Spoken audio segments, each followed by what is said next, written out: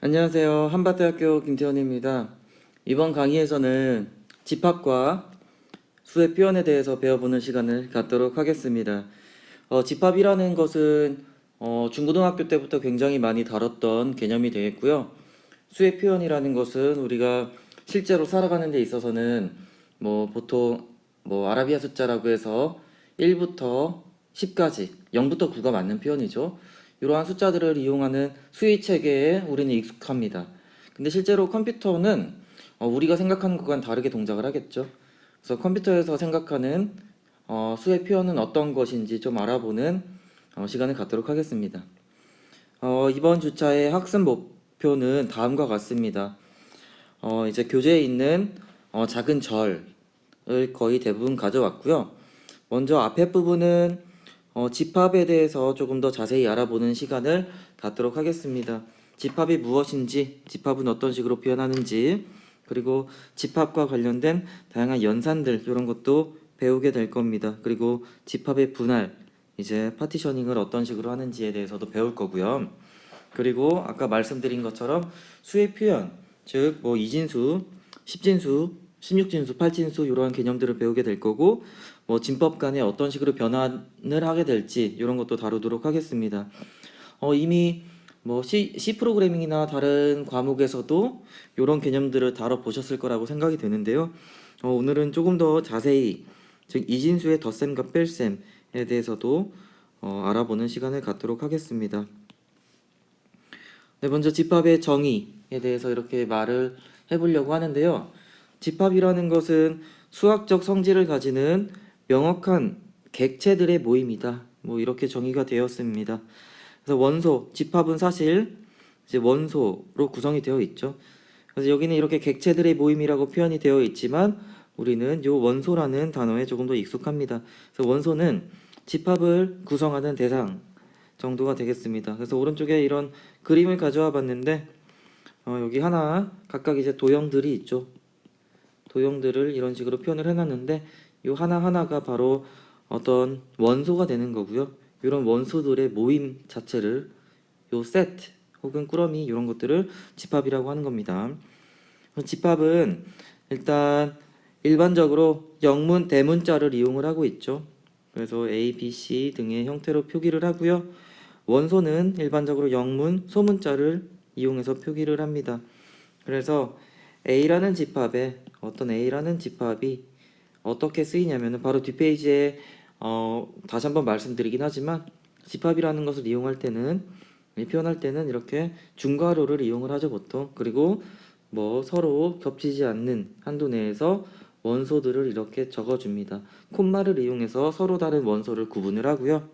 그래서 소문자 A, B, C, D, E 이런 식으로 하면은 총 5개의 원소를 갖는 집합을 이런 식으로 표현을 하게 된 겁니다.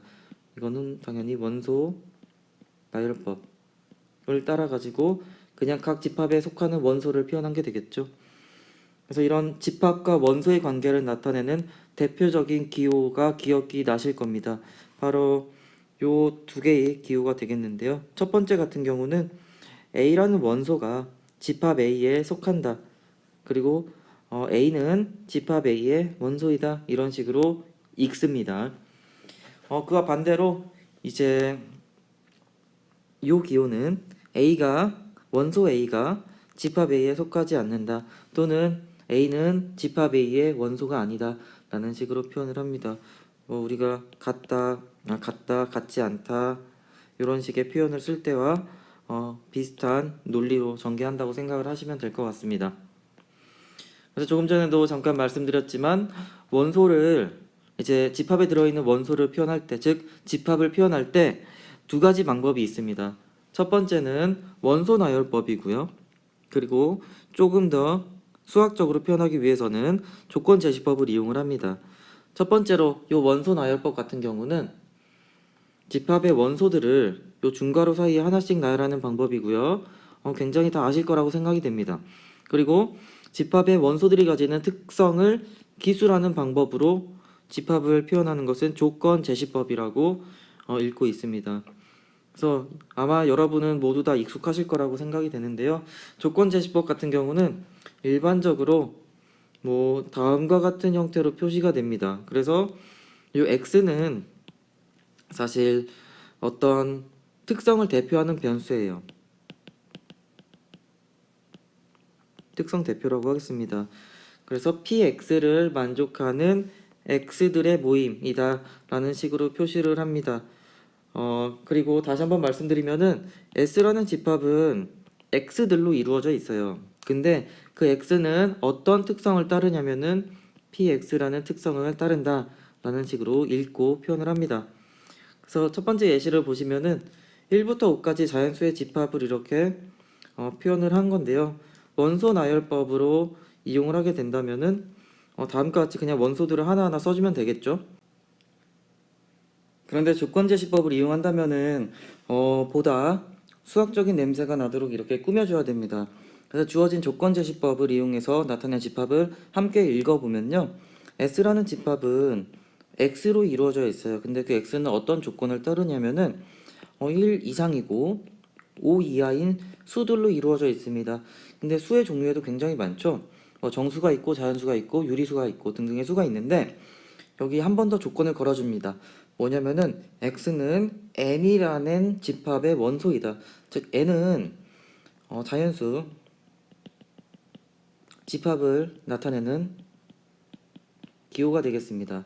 즉 우리가 집합을 다루다 보면은 다양한 기호들을 만날 수가 있어요. 첫 번째로는 p라고 쓰이는 게 있는데요. 이거는 프라임 넘버,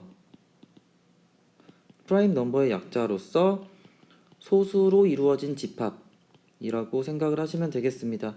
그리고 방금 말씀드린 n이라는 것은 내추럴 넘버라고 해가지고 자연수의 집합. 그리고 또 많이 쓰이는 게 G라고 해가지고 이거는 보통 정수 집합이라고 합니다. 이게 제가 어떻게 읽는지는 모르겠는데 독일어 뭐 잘렌 요 약자라고 저는 알고 있습니다. 근데 이건 아무튼 정수 집합을 의미해요. 그리고 비슷하게 R이 있고 C가 있습니다. 이거는 real number라고 해서 실수 집합. 이거는 complex number에서 복소수 집합을 나타내는 대표 기호들이 되겠습니다. 그리고 하나 더 말씀드리면은 이제 Q가 있습니다. 이거는 유리수를 나타내고요. 쿼션트라고 해서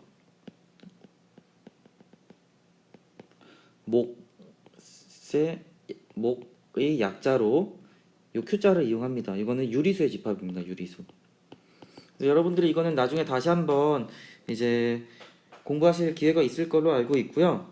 그래서 지금은 대표적으로 자연수를 나타내는 집합 기호를 이용해서 x는 자연수 안에 들어간다. 즉 우리가 고려할 수는 자연수이다라는 것을 이렇게 해놨습니다. 그럼 당연히 요거를 다시 원소 나열법으로 얘기하면은 1, 2, 3, 4, 5 이렇게 표현을 하겠죠. 근데 이것도 1, 2, 땡땡땡 5 이런 식으로 표현을 할 수 있습니다. 지금처럼 원소의 개수가 적을 때에는 뭐 일일이 나열해도 상관이 없습니다만 이렇게 원소 나열법으로 표현을 하되 원소의 개수가 굉장히 많은 경우에 대해서는 이렇게 좀 축약형을 쓸 수가 있습니다. 즉 땡땡땡이라고 쓰더라도 당연시되는 규칙이 예상이 된다면 즉 1, 2, 한 개씩 증가해가지고 5까지 쓰라는 거구나 라는 게 이렇게 예측이 될 수 있다면은 이렇게 축약을 해서 사용하셔도 괜찮습니다. 네, 그리고 조금 더 예제를 한번 같이 살펴보도록 하겠습니다. 다음에 주어진 집합을 원소 나열법으로 나타내어라 라고 이렇게 해놨는데 한번 주어진 집합을 같이 읽어보도록 하겠습니다. 주어진 집합은 x들로 이루어진 집합이 되겠습니다. x는 어떤 특징을 나타내는 대표라고 했죠. 대표 변수라고 했습니다. x들의 집합인데 x는 자연수이고 그리고 x제곱 이퀄 9라는 것을 만족을 해야 됩니다. 그래서 2차 방정식을 먼저 풀어볼게요. 이거 같은 경우는 당연히 솔루션이 두 개가 나오겠죠. x는 3 또는 x는 마이너스 3입니다. 근데 앞에 있는 조건을 이용하면은 x는 반드시 이제 양의 정수여야겠죠. 음수는 고려하지 않아도 괜찮습니다. 그렇기 때문에 지금과 같이 주어진 집합을 우리가 한번 S라고 해보도록 합시다. 그러면은 S는 원소 나열법으로 표현을 하면은 3이라는 원소만 들어있는 형태가 되겠죠. 그리고 여기 두 번째 집합도 한번 똑같이 읽어보도록 하겠습니다. 주어진 집합은 n이라는 변수로 이루어져 있습니다. n이라는 값을 갖는데 n이라는 것은 여기 정수이다. 앞에 말씀드린 것처럼 다시 이런 정수를 표현하는 기호가 벌써부터 쓰였고요. 그리고 이뿐만 아니고 또 3, n의 절대값은 3보다 크고 7보다 작다라는 조건이 있습니다. 그러면은 먼저 요 두 번째 조건을 만족하는 n의 값을 한번 대충 나열을 해보도록 해봅시다. 그러면은 4, 5, 6, 마이너스 4, 마이너스 5, 마이너스 6 이렇게 되겠죠? 근데 지금 나열한 모든 수가 앞에 있는 조건도 만족을 하고 있죠. 그렇기 때문에 여기 있는 모든 수들이 주어진 집합의 원소가 될 수 있습니다. 그래서 주어진 집합을 S라고 했을 때 S를 원소 나열법으로 표현을 하면은 좀 보기 좋게 죄송합니다. 마이너스 6, 마이너스 5 오름차순으로 적겠습니다. 4, 5, 6 총 6개의 원소로 가는 원소로 이제 집합으로 표현을 할 수가 있겠죠. 다음 문제 같은 경우는 다음의 집합을 조건제시법으로 나타내어라. 즉 두 번째 요 앞에 있는 예제와는 반대로 나타내면 되겠죠. 문장이 주어져 있으면은 이것을 수학적인 표현으로 이용해서 표현을 하면 되겠습니다. 그래서 같이 읽어보면은 20보다 작은 홀수의 집합이라고 되어 있습니다. 그래서 먼저 우리가 어떤 변수를 대표 변수를 만들 건데요. 한번 x로 표현을 해보겠습니다. x라는 변수는 어떤 조건을 만족해야 되죠? 먼저 20보다 작아야 되죠. x는 20보다 작으면서 x는 홀수여야 됩니다. x가 홀수라는 것을 표현하기 위해서는 예를 들어서 x는 2n 플러스 1의 형태로 나타나면 될 것 같고요. n은 어떤 정수이면 되겠죠. 네, 이런 식으로 표현을 해보도록 하겠습니다. 그리고 두 번째 예제도 한번 같이 읽어보겠습니다. x제곱 이퀄 x를 만족시키는 정수의 집합이 되어 있습니다. 뭐 이거 우리 어릴 때에는 그래프를 가지고서 굉장히 많이 표현을 했었죠. 이차함수를 xy 평면에 그리고 그리고 y는 x라는 그래프를 1차 이제 평면에 그린 다음에 두 개의 교점을 구하면 될 것 같습니다. 그래서 이거는 뭐 그런 식으로 나타날 건 아니고요. 이것도 한번 대표 변수를 이렇게 만들어 보겠습니다. x라는 변수는 어떤 조건을 만족할 거냐면은 x제곱은 x와 같다라는 것을 이제 만족해야 되겠죠. 그리고 또 x는 정수여야 된다. 이렇게 되어 있습니다. 그래서 이거를 풀면은 아마 x는 1이라는 원소를 가진 집합이 될 것 같습니다. 그래서 이거는 굳이 원소 나열법으로 한번 표현을 해보자면은 1이라는 원소를 가진 집합이 될 것 같습니다. 네, 그리고 카디널리티라는 것은 집합에 포함되어 있는 서로 다른 원소의 수를 얘기를 합니다. 쉽게 말해서 어떤 집합에 원소가 몇 개가 있는지 이런 걸 나타내는 개념이 되겠고요. 여기서 집합 S의 카디널리티는 일반적으로 다음과 같이 표기를 한다라고 적어 놓았습니다. 즉 우리가 어떤 수의 크기를 나타낼 때, 즉 마이너스 6의 절대값은 6이다. 마이너스 7.2의 절대값은 7점이다. 이거는 실제로 어떤 원점으로부터의 거리를 이런 식으로 표현을 했었죠. 똑같습니다. 집합에 죄송합니다. 집합에서는 다음과 같이 어떤 이제 집합의 크기라는 것은 실제로 집합에 들어있는 원소의 수를 의미한다고 생각을 하시면 되겠습니다. 그러면은 이제 집합의 원소의 개수가 유한인 경우도 있고 무한인 경우에도 있을 거예요. 그래서 그럴 경우에 따라서 이제 카디널리티를 한번 구해보고서 그 숫자가 어떤 값으로 딱 떨어지면은 유한 집합이라고 부르고요. 그리고 이제 무한대라고 결과가 나오면은 무한 집합이라고 얘기를 합니다. 다음에 예제를 보시면은 쉽게 이해를 하실 수 있을 것 같은데요. 다음 집합의 카디널리티를 구하시오. 이렇게 되어 있습니다. A라는 집합은 이렇게 5개의 원소로 이루어져 있죠. 그래서 이거 같은 경우는 쉽게 생각해가지고 이런 식으로 표현을 할 수가 있습니다. 그래서 A 카디널리티는 5다. A는 5개의 원소가 있다라고 생각을 하시면 되겠고요. 요 N이라는 기호가 여기서 또 나오고 있죠. 어떤 자연수를 의미하는 기호라고 했습니다. 자연수의 집합이죠. 그래서 실제로는 1, 2, 3, 4, 5, 6, 7, 8, 9 쭉쭉쭉 나가겠지만 이렇게 굳이 적지 않아도 유추할 수 있는 경우에 대해서는 다음과 같이 표시를 한다고 했고요. 그런데 재밌는 거는 여기서 이렇게 n의 카디널리티는 무한대로 표시를 합니다. 그래서 1번과 같은 경우는 딱 유한한 수로 표현이 되기 때문에 유한집합으로 분류를 하고요. 그리고 2번 같은 경우는 무한대다 라는 식으로 표현이 되기 때문에 무한집합으로 이렇게 표기를 합니다. 그리고 교재를 보시면은 뭐 카디널리티 관련해 가지고 조금 더 복잡한 얘기들이 나오고 있어요. 예를 들어서 뭐 가산적 집합이라는 개념도 여기 튀어나오고 있고요. 근데 이게 제가 교재를 읽어 보니까 뭐 1대1 대응 그리고 1대1 함수와 같은 실제 함수를 배울 때 나오는 개념들이 여기서 먼저 소개가 되고 있기 때문에 지금 당장 교재에 있는 내용은 그렇게 신경 쓰지 않으셔도 될 것 같습니다. 그래서 이런 카디널리티라는 개념은 어떤 집합의 크기를 구한다, 원소의 개수를 구한다, 그리고 이렇게 카디널리티를 구했을 때 그 결과에 따라서 유한집합과 무한집합으로 구분할 수 있다. 이 정도만 기억을 해주시면 될 것 같습니다. 부분집합이라는 단어는 여러분들도 이미 굉장히 많이 들어보셨을 거라고 생각이 됩니다. 영어로는 subset이라고 표현을 하고요.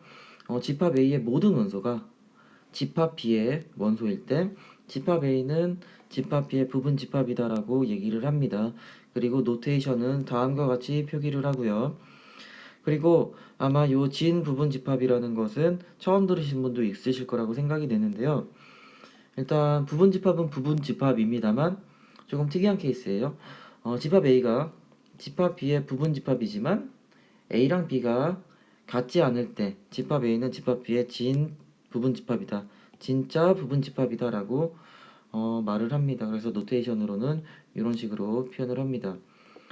즉 실제 우리가 부분 집합을 고려할 때는 항상 자기 자신을 고려하죠. 자기 자신을 고려하기 때문에 다음과 같이 equal 표시가 여기도 들어갑니다. 그래서 이거를 엄밀히 다시 써보면은 이것과 요게 한 번에 고려된 표시라고 생각을 하시면 되겠습니다. 그래서 요거는 사실 두 개의 집합이 같다 라는 얘기가 되고요. 요거는 A가 B의 진 부분 집합이다 라는 노테이션이 되죠. 그래서 진 부분 집합이면서 같은 경우까지 한 번에 포함을 한다면은 그럴 때 이제 부분 집합이다 라고 얘기를 합니다. 다시 한번 여기를 보시면은 집합 A와 집합 B가 이제 동일하다라는 것은 이런 식으로 표현을 하고요. 그 의미는 모든 원소가 동일한 거겠죠. 그래서 부분 집합이 아닌 경우에 대해서는 다음과 같이 슬래시를 한 번 더 그어가지고 표기를 해주고요. 진 부분 집합이 아닌 경우에 대해서도 이렇게 슬래시를 그어가지고 표기를 해줍니다. 그래서 요거는 쉽게 생각을 하실 수 있을 것 같아요. 네, 바로 넘어가도록 하겠습니다.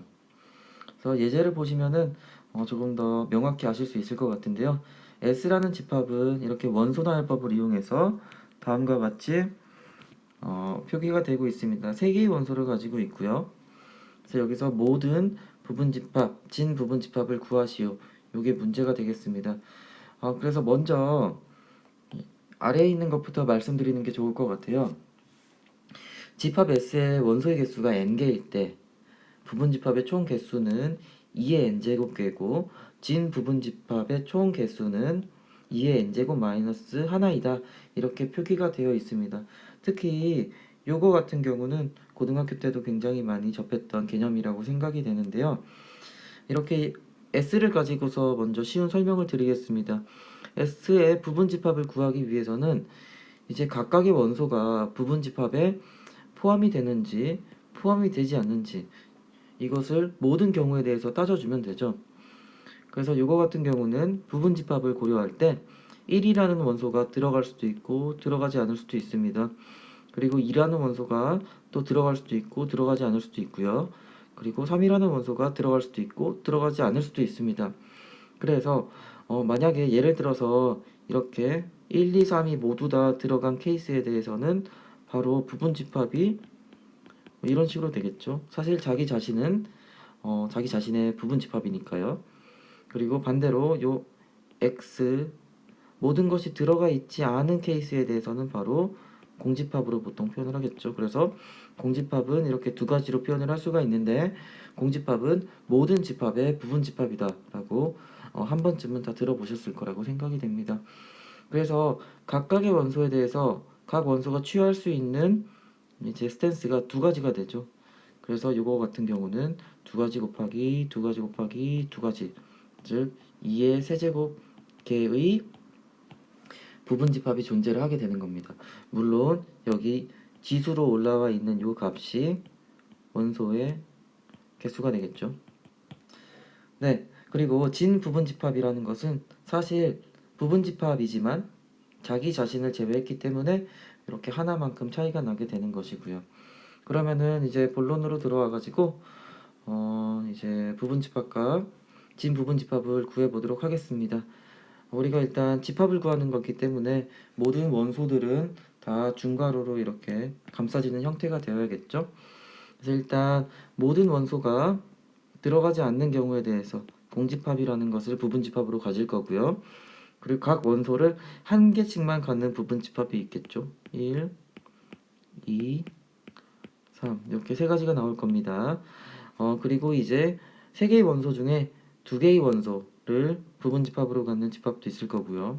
그래서 1, 2, 1, 3 그리고 2, 3 이런 식으로 될 거죠. 세 개가 나오고 마지막으로는 이제 모든 원소가 들어가 있는 집합, 즉 자기 자신과 동일한 모습을 가지고 있는 집합이 부분 집합으로 들어오게 될 겁니다.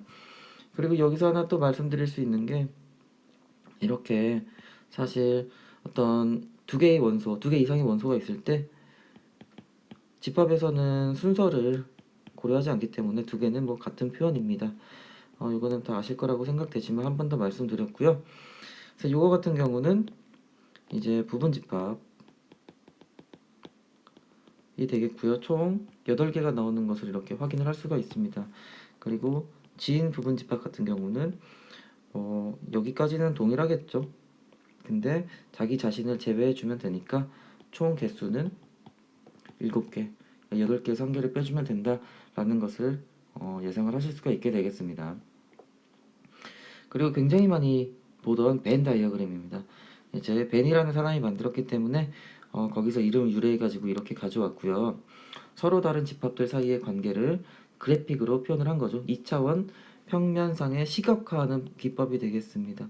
이렇게 되면은 예를 들어서 여기서도 A라는 집합, B라는 집합, C라는 집합이 있을 때 각 집합에 있는 원소들이 이제 어떤 상황에 있는지, 즉 여기 들어있는 원소들은 A랑 B에만 공통으로 이제 들어있는 원소가 되겠고요.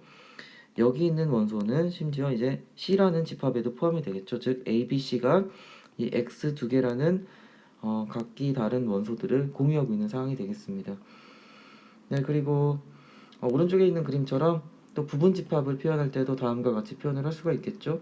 A에 있는 모든 원소가 B의 원소이기 때문에 부분 집합이라고 볼 수 있겠고요. 실제 이렇게 면적을 비교해도 충분히 이해가 될 거라고 생각이 됩니다. 근데 우리가 정의에 의해서 이렇게 부분 집합이다라는 것은 실제 A가 이렇게 스패닝 한다고 하더라도, 즉 영역을 넓힌다 하더라도 최대로 갈 수 있는 곳은 이렇게 B와 동일한 곳까지만 이렇게 넓혀 갈 수가 있겠죠. 네, 요 점만 일단 참고해 주시면은 좋을 것 같아요. 그리고 벤 다이어그램이 중요한 이유가 이렇게 시각화해 가지고 보기 때문에 어떤 상태를 쉽게 파악을 할 수가 있고요. 그리고 뒷부분에 이제 집합의 연산에 대해서 우리가 배우게 될 텐데요. 대부분 이제 이렇게 시각화를 하면은 쉽게 이해를 할 수가 있습니다. 네, 그리고 집합의 연산을 배우기 전에 일단 특수한 집합이라고 해가지고 몇 가지만 좀 정리를 해드리도록 하겠습니다. 먼저 전체 집합과 공집합이라는 개념이 되겠습니다. 그래서 이거 같은 경우는 우리가 집합을 배울 때 맨날 나오는 게 되겠죠. 그래서 이제 전체 집합은 유니버설 셋이라고 해가지고 보통 캐피탈 U로 표현을 합니다. 그리고 주어진 환경에 관심이 있는 모든 대상들의 집합이라고 생각을 하시면 되겠습니다. 네, 그리고 이제 공집합은 아무 원소도 가지고 있지 않은 비어있는, 즉 empty 셋이라고 하고 있고요. 그래서 아까도 말씀드렸지만 이렇게 파이라는 노테이션을 쓰고 있지만 실제로 이제 파이랑 아무것도 들어있지 않은 이런 비어있는 집합의 표기를 똑같이 생각을 해주시면 되겠습니다. 어떤 것을 써도 맞는 표현이 되겠습니다. 그래서 뭐 공집합 같은 경우는 비어있기 때문에 뭐 딱히 표현할 방법이 마땅치가 않은 것 같은데, 그래서 U라는 집합은 보통 이렇게 스퀘어로 표현을 많이 하죠.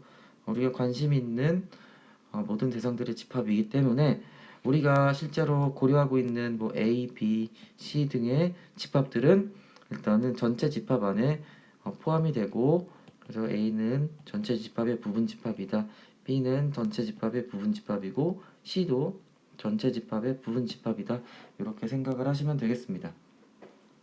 그리고 아까도 잠깐 소개를 해드렸지만 어떤 정수, 자연수, 유리수, 실수 이런 것들에 대해서 일반적으로 많이 쓰는 노테이션이 있다고 했습니다. 그래서 요 캐피탈 G를 써가지고 어떤 정수의 집합을 표현을 합니다.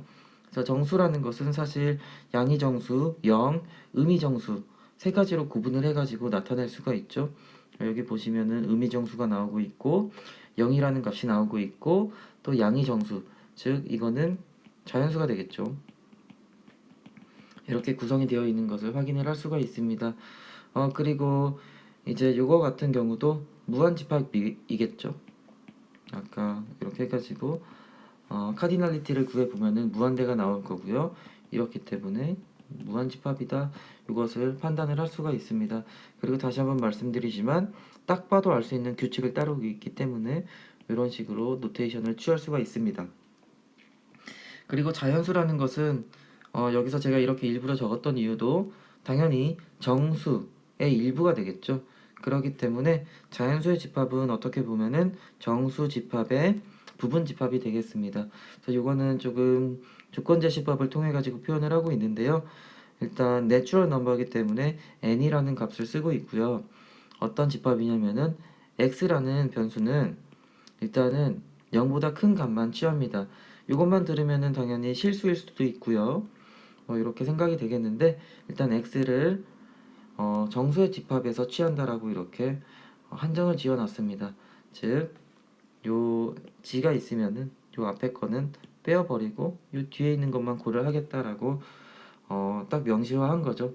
그래서 요 집합은 다음과 같이 원소 나열법을 이용하면은 이렇게 쓸 수가 있다는 것은 자명한 사실이 되겠습니다. 근데 이것도 다시 한번 말씀드리면은 이렇게 카디널리티를 구해보면은 무한대가 나올 거고요.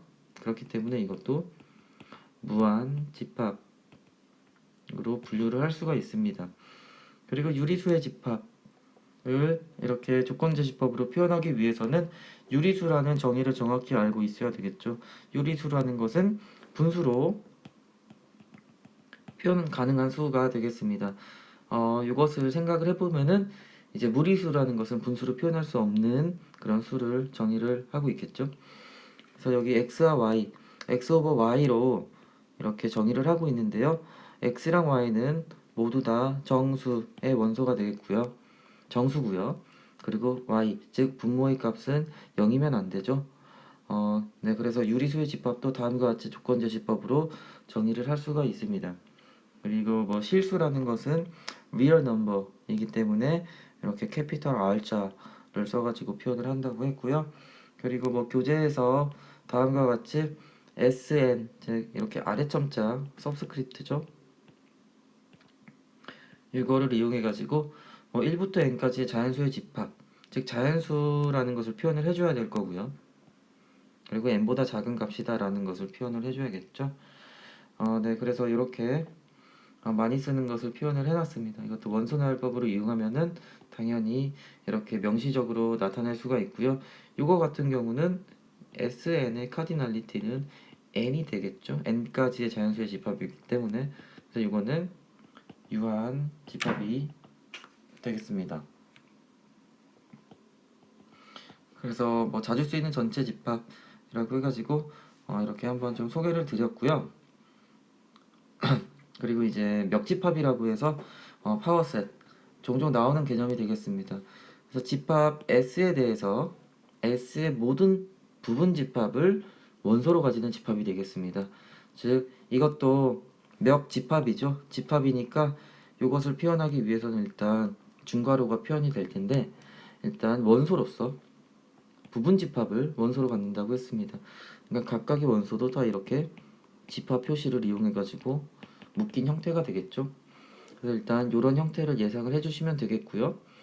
우리가 보통 집합을 표현할 때 이런 식으로 표현한다. 집합 S에 대해서 이렇게 했으니까 멱집합은 여기 보시는 것처럼 이제 파워셋의 약자예요. P자. 그래서 PS 혹은 이렇게 지수의 표현을 빌려가지고 이용을 합니다. 네, 그래서 뭐 이걸 다시 써보면은 PS로 이렇게 써도 되고요.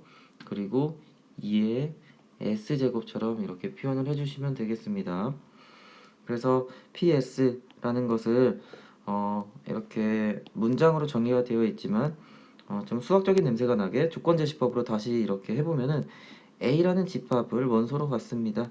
근데 A는 S의 부분 집합이다라고 이렇게 정의가 되어 있고요. 네, 그렇기 때문에 이제 멱집합의 카디널리티는 다음과 같이 2의 S의 카디널리티 제곱으로 표현을 할 수가 있겠죠.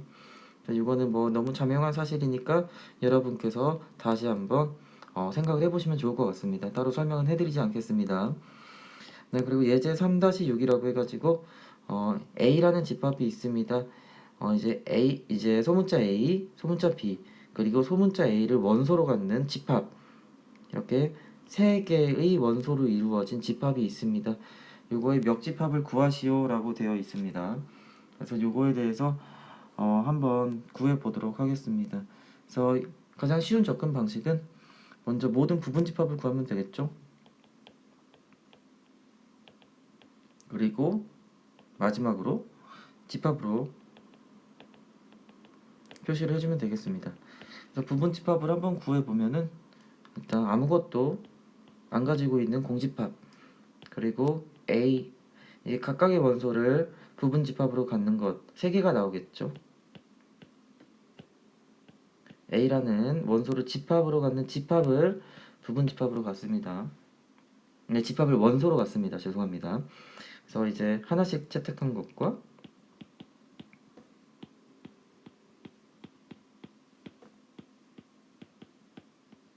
이런 식으로 2개의 원소를 가지고 있는 집합 3개 그리고 마지막으로 자기 자신과 동일한 집합 이렇게 해가지고 총 8개의 부분 집합이 나올 거고요.